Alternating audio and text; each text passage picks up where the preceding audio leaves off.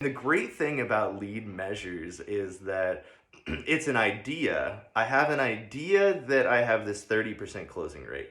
I have an idea that I need to invite 10 times, 10 people to have one show up.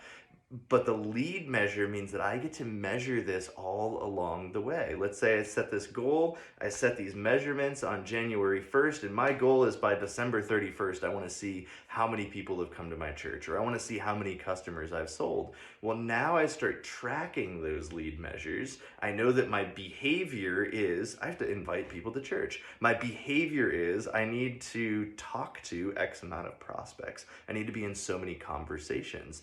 And so as I start tracking it, I say, okay, I'm in 10 conversations this last week, and I actually had two people show up to my church. Or I was in 10 conversations with customers and I closed 5 of them.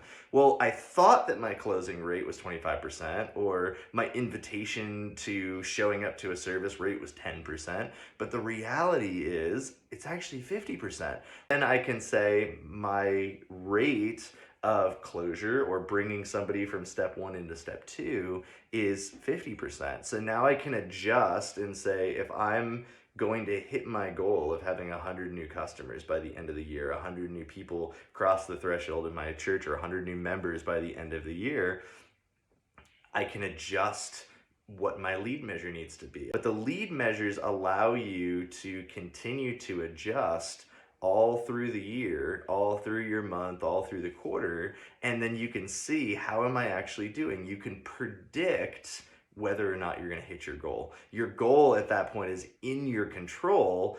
It's not just I hope I'll hit this, because hope is not a strategy. You need to make sure that you know what behaviors and what actions you need to take to get to the goal that you want to accomplish. So then at the end of the year, at the end of the month, there's no excuses. Did you do the behavior or not?